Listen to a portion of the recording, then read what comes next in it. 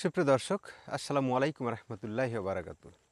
সুপ্রিয় দর্শক, আজকে যে বিষয়টি নিয়ে কথা হলো সে বিষয়টি হচ্ছে শেখ হাসিনা ৫ই আগস্টে পালিয়ে যাওয়া প্রসঙ্গে।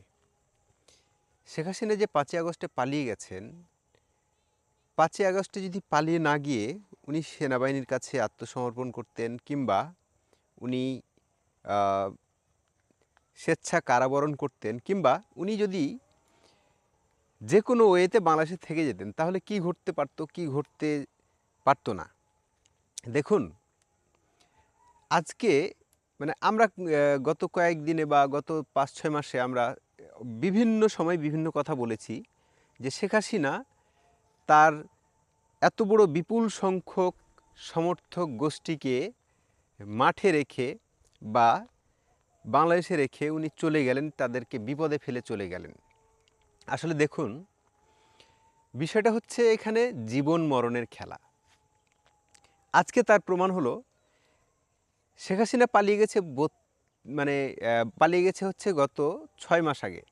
গত ৬ মাস আগে পালিয়ে যাওয়ার পরে আজকে যেটা ঘটনা ঘটলো, ৩২ নম্বরে যে হামলাটা ঘটলো, ৩২ নম্বর শুধু না, বাংলাদেশের যত আওয়ামী লীগের নেতাকর্মী আছে তাদের সকলের বাড়িতে আজকে যেভাবে মব জাস্টিসের একটা ঘটনা ঘটলো, সেটা ঘটনা থেকে প্রতীয়মান হয় শেখ হাসিনা যদি স্বেচ্ছায় সেনাবাহিনীর কাছে হোক বা স্বেচ্ছা কারাবরণ হতো কিংবা যে কোনো কারণে যদি বাংলাদেশে উনি থেকে যেতেন, তাহলে ওনাকে তার বাপের মতোই পরিণতি বহন করতে হতো, তার বাপের মতোই তাকে মরতে হতো। এটা আসলে যতটা শেখ হাসিনার এই দেশে দুঃশাসন অপশাসন বা ১৫ বছরের স্বৈরাচারী ফ্যাসিস্ট হয়ে ওঠার পিছনের যতটা ক্ষোভ, যতটা বিক্ষোভ, যতটা জনরোষ তার উপরে ছিল, তার চেয়ে বেশি ছিল তার জন্ম পরিচয় বহন করাটা। জন্ম পরিচয় বহন করাটা অর্থাৎ তার প্রথম পরিচয় হলো সে বঙ্গবন্ধুর মেয়ে, সে বাংলাদেশের শেখ মুজিবুর মেয়ে। বঙ্গবন্ধু এবং শেখ মুজিব এই পরিবারটিকে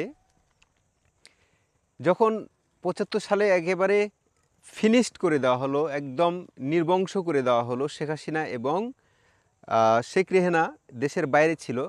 এই দুই নেত্রী যখন দেশের বাইরে ছিল, দুই বোন যখন দেশের বাইরে ছিল, তখন কিন্তু তারা বেঁচে গিয়েছিলেন, কিন্তু তারাও যদি থাকতেন তারাও কিন্তু আজকে নির্বংশ হয়ে যেতেন, তারাও আজকে মারা যেতে পারতেন, তারাও আজকে বাংলাদেশে থাকতেন না। এখন শেখ হাসিনার যখন ক্ষমতায় আসলেন, বিভিন্ন পট পরিবর্তনের মাধ্যমে যখন শেখ হাসিনা ক্ষমতায় আসলেন, শেখ হাসিনা বিভিন্ন সময় ভালো করেছেন, বিভিন্ন সময় খারাপ করেছেন, এটার আলোচনা সমালোচনা থাকবে, এটা আলোচনা সমালোচনা আছে। একটা সরকার সবার মন জোগাইতে ভালো করতে পারে না, আরেকবার আবার সকল কিছু খারাপও করে না। এখানে কারো রেশিওটা বেশি হয়ে যায় খারাপের, কারো রেশিওটা হয়ে যায় ভালো। এখন ঘটনা হচ্ছে যে শেখ হাসিনা তো খালেদা জিয়ার মতো তো এখানে কারাবন্দী হয়েও থাকতে পারতেন, কিন্তু আজকে ৬ মাস পরে যেটা মনে হচ্ছে সেটা হচ্ছে যে শেখ হাসিনা বাংলাদেশে থাকলে উনি অবশ্যই মারা পড়তেন। অবশ্যই আজকে যেভাবে আমরা দেখছি মবক্র্যাসির মাধ্যমে ৩২ নম্বরকে জ্বালিয়ে পুড়িয়ে দেওয়া, কিংবা আওয়ামী লীগের যতগুলো নেতাকর্মী ছিল তাদের সমস্ত সম্পত্তিকে জ্বালিয়ে পুড়িয়ে ভেঙে দেওয়া। এখন আপনারা দেশপ্রেমিক যারা মানুষ, যারা আপনারা ৩২ নম্বরকে মানেন না, যারা শেখ মুজিবকে চিন্তা করেন যে শেখ মুজিব কেন দেশের স্বাধীনতার জন্য উনি ডাক দিয়েছিলেন, কেন উনি স্বাধীনতার নায়ক ছিলেন, কেন এই বাংলাদেশটি জন্মের পিছনে তার নাম থাকবে, যারা বাংলাদেশটিকে চান নাই, যারা বাংলাদেশটিকে অস্বীকার করেন এখনও যে বাংলাদেশ যদি ৭১-এ যুদ্ধ না হতো তাহলে আমরা পাকিস্তান এবং বাংলাদেশ অর্থাৎ পূর্ব পাকিস্তান এবং পশ্চিম পাকিস্তান মিলেমিশে আমরা ভাই ভাই হয়ে থাকতাম। এই যে মিলেমিশে ভাই ভাই হয়ে থাকার অনেকের আফসোস, অনেকের রোষ, অনেকের ক্ষোভ এখানে থেকেই গেছে। স্বাধীনতার বিপক্ষের যে শক্তিটা আমি বলছি, আমি স্বীকার করছি, আমি জানি যে শেখ হাসিনা গত ১৫ বছরের যে ক্ষমতা, বিশেষ করে 14-র পরে যে নির্বাচনগুলো যে দিয়ে যে ক্ষমতায় একক ক্ষমতায় থাকার যে তার নেশা তাকে পেয়ে বসেছিল সেটা আলাদা বিষয়। এই সব বিতর্ক যদি পিছনে রাখেন, তারপরেও একটা বিষয় ক্লিয়ার হয়, সেটা হচ্ছে শেখ হাসিনাকে শুধু শেখ মুজিবুরের মেয়ে হওয়ার কারণে, শেখ রেহেনাকে শুধু শেখ মুজিবুরের মেয়ে হওয়ার কারণে তাকে বাঁচতে দেওয়া হতো না। কারণ একটা চক্র যারা মনে করত রাজাকার, আলবদর, আল শামস, শাহিন ফোর্স, 71-এ যারা এই বাংলাদেশটিকে চায়নি, 71-এ যারা বাংলাদেশের বিরোধিতা করেছিল, তারা কখনোই শেখ মুজিবকে এবং শেখ মুজিবুরের কোনো স্মৃতি এই দেশে থাকুক তারা চায়নি। কারণ পাকিস্তান এবং পূর্ব পাকিস্তান অর্থাৎ বাংলাদেশ এবং পাকিস্তান এক হয়ে থাকবে, এক হয়ে থাকতো, এটাই তাদের ছিল মহা পরিকল্পনা। এখন মহা পরিকল্পনা করতে গিয়ে তারা ফেলিওর হলো। বঙ্গবন্ধু শেখ মুজিবুর রহমানের ডাকে লাখো লাখো কোটি জনতা যুদ্ধে ঝাঁপিয়ে পড়ল। যুদ্ধে ঝাঁপিয়ে পড়ার মাধ্যমে এই দেশটি স্বাধীন হয়ে গেল। যখন স্বাধীন হয়ে গেল, স্বাধীনতার পরে বঙ্গবন্ধুকে নিয়ে ষড়যন্ত্র চলতেই থাকলো। বঙ্গবন্ধু এটা বুঝতে পারলেন না। বঙ্গবন্ধু সবাইকে মনে করলেন আমার নিজের সবাই। বঙ্গবন্ধুকে বিভিন্ন সংস্থা, বিভিন্ন দেশ, বিভিন্ন ইন্টেলিজেন্স এটা আগে বলা হয়েছিল যে আপনাকে হত্যা করা হতে পারে। তখন উনি আর এটা হেসে উড়িয়ে দিয়েছিলেন যে আমার দেশের জনগণ আমাকে কেন মারবে, আমি এই দেশের জাতির পিতা, আমি বাংলাদেশের স্বাধীনতার জন্য একজন নায়ক। উনি যখন এই চিন্তা ভাবনাই করতেন, তখন উনি কখনো বিশ্বাস করতে পারতেন না যে বাংলাদেশের মানুষ তাকে কখনো মারতে পারে। কিন্তু তারা, বঙ্গবন্ধু ভুলে গিয়েছিলেন যে যারা এই দেশটিকে কখনোই জন্ম হতে দিতে চান নাই, যারা এই দেশের স্বাধীনতা এবং সার্বভৌমত্ব চান নাই, যারা পাকিস্তানের একটা প্রদেশ হিসেবে থাকতে চেয়েছিলেন, তারা কখনোই বঙ্গবন্ধুকে বাঁচতে দেবেন না। আজকে 6 মাস পরে এসে মনে হচ্ছে, গণ অভ্যুত্থানের 6 মাস পরে এসে মনে হচ্ছে শেখ হাসিনা যে পালিয়ে গেছে এটা ঠিক কাজ করেছে। কারণ শেখ হাসিনা যদি পালিয়ে না যেত, শেখ রেহানা যদি পালিয়ে না যেত এবং শেখ পরিবারের গোষ্ঠী নির্বংশ করে দেওয়া হতো যদি তারা পালিয়ে না যেত। সুতরাং শেখ হাসিনা পালিয়ে গিয়ে তার নিজের জীবন বাঁচিয়েছেন। পালিয়ে জীবন বাঁচা এটা হচ্ছে ফরজ কাজ।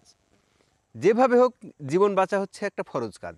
সুতরাং শেখ হাসিনা কিংবা শেখ রেহানা কিংবা শেখ পরিবারের যে কেউ, তারা পালিয়ে জীবন বাঁচিয়েছেন, এটাই অনেক বড় কথা। না হলে তাদেরকে আজকের মতো, আজকে বিশেষ করে 6 মাস পরেও, যে অভ্যুত্থানের 6 মাস পরেও যে ঘটনাটা ঘটলো, 32 নম্বরকে ভেঙে পুড়িয়ে দেওয়া হলো, ভেঙে গুড়িয়ে দেওয়া হলো, এইভাবে আওয়ামী লীগের যত স্থাপনা ছিল, আওয়ামী লীগের নেতাকর্মীদের যত স্থাপনা আছে, সকল কিছু ভেঙে গুড়িয়ে ফেলা হলো। সুতরাং শেখ হাসিনা জেলের মধ্যে থাকলেও কোথাও যেন মনে হচ্ছে জেল ভেঙেও তাকে মেরে ফেলার মতো একটা ঘটনাও ঘটতে পারত। সুতরাং আগামী দিনে শেখ হাসিনা পালিয়ে গিয়ে বেঁচে থাকুক, এটাও থাক। এখন ঘটনা হচ্ছে যে কতটা বিচার তার হবে, কতটা বিচার বাংলাদেশের মাটিতে তার হওয়া সম্ভব, সেটা নিয়েও প্রশ্ন আছে, প্রশ্ন থাকবে।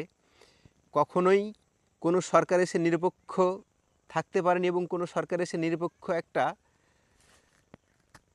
বিচার বিভাগ আমাদেরকে কখনোই দিতে পারে নাই। সুতরাং আমরা এই যে মবক্র্যাসির মধ্যে পড়ে গেছি, আমরা এর থেকে উত্তরণের জন্য আমরা খুব দ্রুত একটা নির্বাচনের মধ্যে গেলেই মনে হয় সবচেয়ে ভালো হয়। কারণ বিএনপি আসুক ক্ষমতায়, আমরা চাই বিএনপি ক্ষমতায় আসুক। কারণ বিএনপি ক্ষমতায় না আসলে এই দেশ কোথাও যেন মৌলবাদ, কোথাও যেন জঙ্গি গোষ্ঠী, কোথাও যেন মানে আমরা ইসলাম এবং মৌলবাদকে মানে আলাদা করব, আলাদা করে দেখব। কারণ হচ্ছে মৌলবাদ আলাদা জিনিস এবং ইসলাম আলাদা জিনিস।